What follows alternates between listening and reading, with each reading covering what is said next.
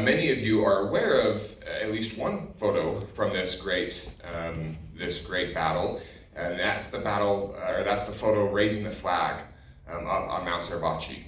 So it's that black and white. There's 6 Marines there raising that flag, and what's so great about that story is that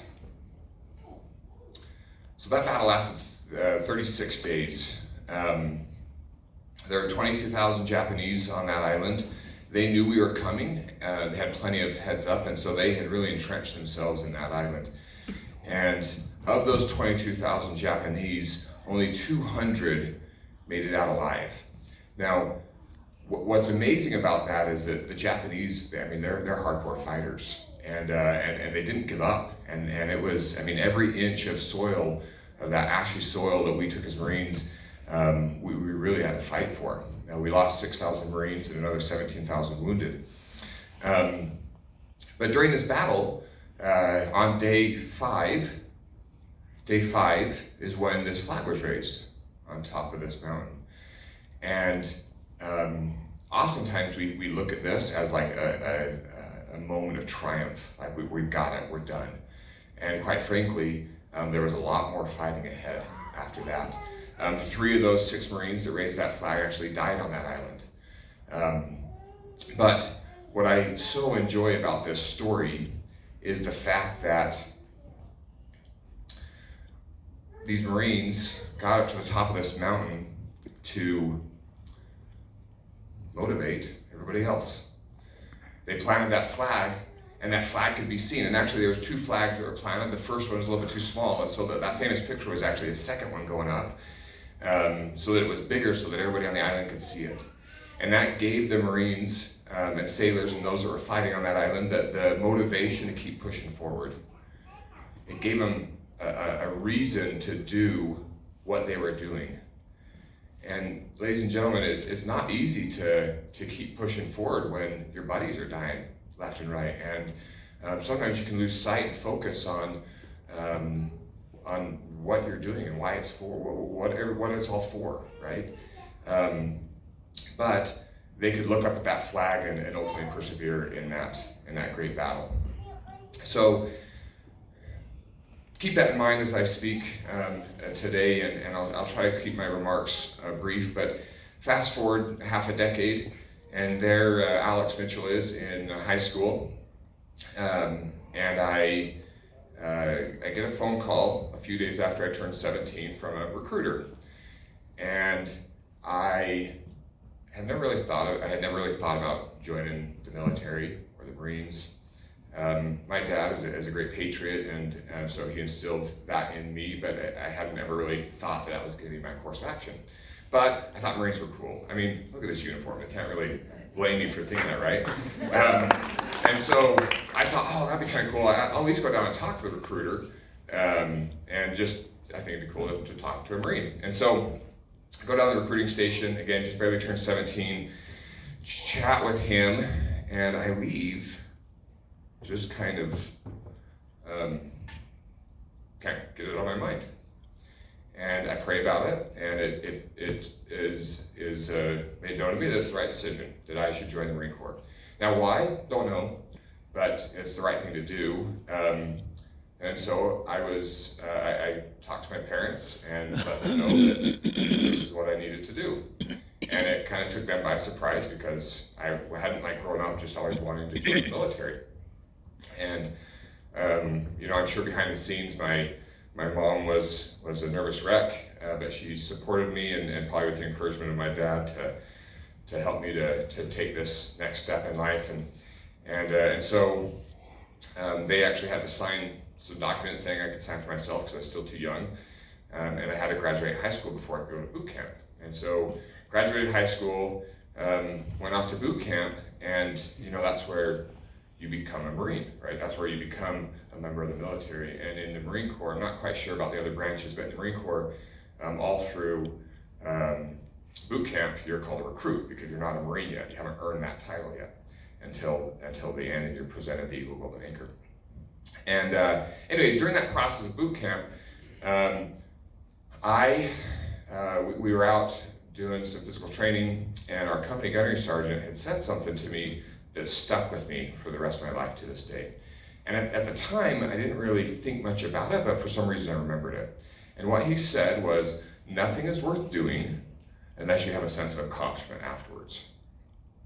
Now, in my life now, that's a very powerful statement. And again, at the time, I think it motivated me. There's a lot of motivating things that they would tell you because life wasn't that great at boot camp, and so they had to do what they could to keep you motivated, right? And so I think that was one of those things that kind of in one ear out the other, but a little bit stayed. And as I progressed in my Marine Corps career, that thought, that quote kept coming to my mind. And again, if you think about it, so nothing is worth doing unless you have a sense of accomplishment afterwards. That's a pretty powerful statement, but really, nothing is worth doing. So taking this step isn't worth doing unless I have a sense of accomplishment, right? So it seemed a little kind of, I don't know what the right word is, but a little concrete, like there's no leeway there. However, fast forward several more years and many more motivational speeches and trainings and blood, sweat, and tears and all that, and I'm in Afghanistan. And I had the opportunity to serve kind of back-to-back tours. I was in Iraq, and then came home for a couple months and then went over to Afghanistan, and man, it was way different. Like a lot of times we think those are the kind of same wars and same things going on over there, but they're very, very different. Iraq was much more civilized, at least where I was at, roads and electricity and internet and that type of stuff. In Afghanistan, I was in a very, very rural area, and a lot of the areas actually that we went to, they thought we were still the Russians. They were so out of the loop of what was going on in the world, they hadn't realized that war had ended decades earlier. And so it was a unique experience to do those back-to-back. Anyways, we were out on a mission, and it was kind of a mundane, run-of-the-mill mission where we would leave in the middle of the night, and we would kind of sneak up around on this ridge line and look down at this village and just watch this village. We'd be watching for good guys, bad guys, whatever, just to get situational awareness of what was going on in that village. And it's the middle of the night, right? It's probably 2 a.m, and you're up there, and we had these some orders. They weren't with us, but we could chat with them on the radio, and we would call these mortar rounds to drop illumination rounds over this village so we could watch it. But what's cool about it is that they weren't regular illumination rounds; they were infrared illumination rounds. So this would pop right above the city, and it would light up the whole city with infrared. Now, to naked eye, you can't see it, but with our night vision, made the whole city glow like day. So it was really cool because they thought they were working under the cover of darkness, and they weren't. Anyways, so we're watching this, and my platoon commander, great man, crawls over to me, and he can kind of tell that I'm a little down or whatever, just not super motivated. And he says, "How you doing?" I said, "I'm doing fine, sir." And he said, "What do you think all your buddies are doing back at home?" I said, "I don't know, probably playing video games or something." And he said, "Yeah, they're probably playing some game where they've got a gun and they're on the side of a hill and they're watching a village." And I was like, "Oh, yeah, they probably are playing some sort of game like that." And then we chatted for a little bit, and it was a life-changing experience for me because he helped me to understand that what I was doing was making a difference, right? It was feeding our follow-on missions. We were gathering intelligence for other units. We were gathering intelligence for our own safety since we operated in that region. But I had lost sight of that. And the reason why I bring this up is because back to that quote that I heard when I was in boot camp of nothing is worth doing unless you have a sense of accomplishment afterwards, it kind of came back to light. And I realized that there are so many things in this life that we do that we should feel accomplished about. And we don't. And we need that platoon commander to crawl over to us and help us with that. And so I invite you, as you go throughout your life and as you're making decisions and doing things, that you think about that. Is this worth doing? Will I have a sense of accomplishment after I do this? And if not, the next question you got to think is, should I? right? Now getting up and brushing your teeth, right? For most of us, not that big a deal. For some of us, it's a huge deal, right? So as a parent, getting kids to bed on time, getting them to brush their teeth and get ready to go to bed, like that's a big deal. Mission accomplished when that happens before they go to bed, right? And so, but even as we get up and we brush our teeth, we make our bed, and we get ready to go to work or do whatever we're going to do that day, we should feel accomplished because we are doing things. And as you notice these accomplishments in your life, man, your attitude gets better and you feel better.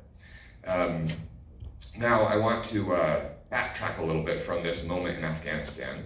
A few months earlier, we were getting ready to go to Afghanistan, and we didn't have a platoon commander. So in the Marine Corps and in a lot of infantry type units, you'll have like a kind of base level is what's called a platoon.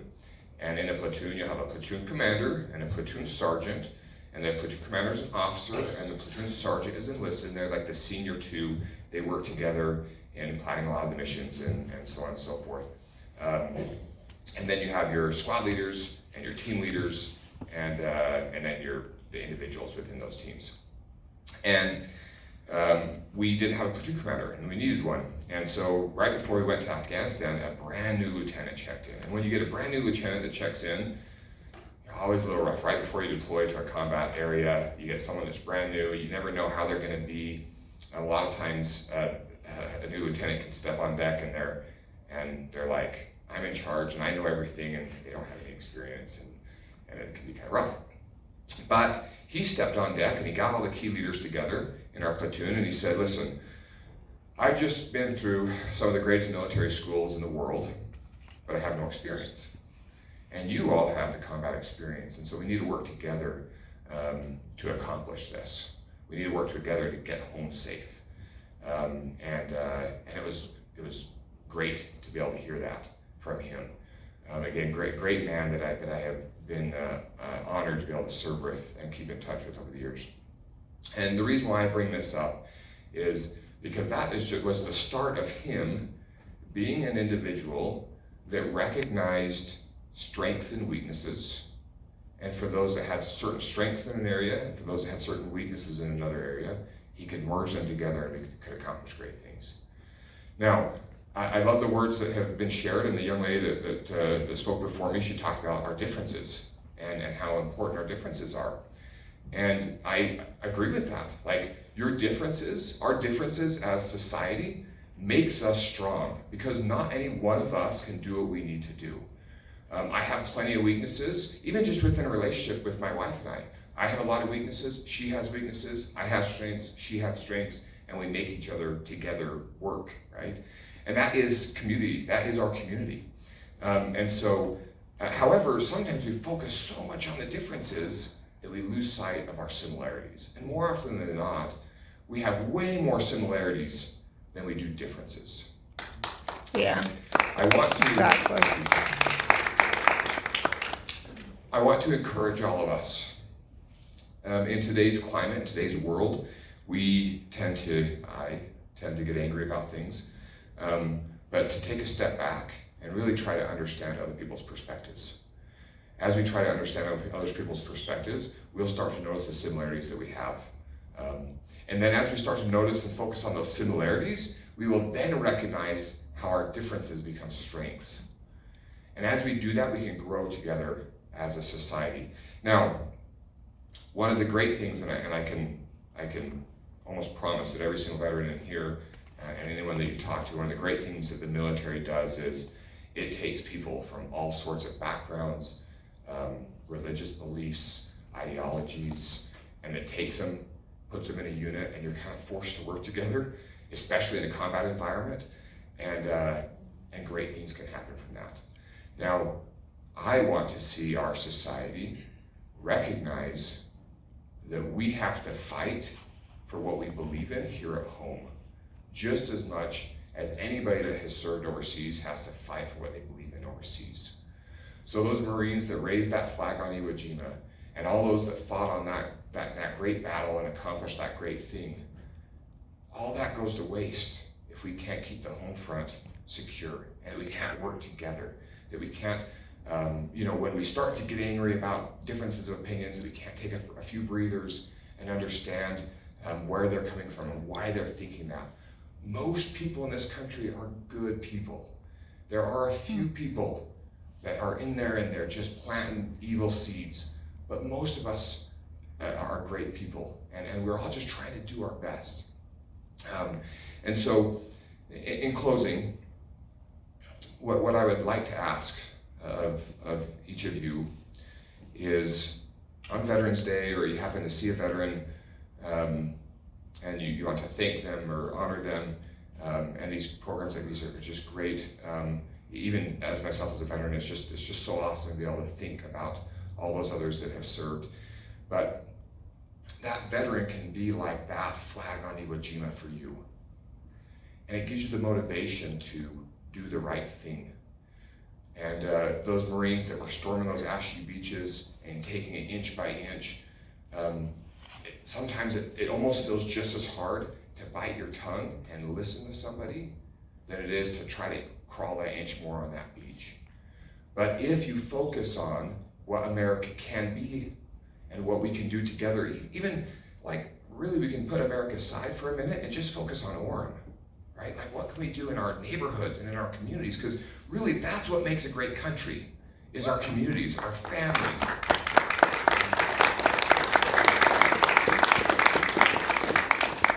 And so, as you remember and honor the veterans that are currently serving and have past served, and those that will serve, let us focus on making this country great by looking at our similarities and recognizing that our differences are strengths. May God bless us in this endeavor as we strive to just keep this great experiment we call America moving forward, and may God bless this great country. Thank you.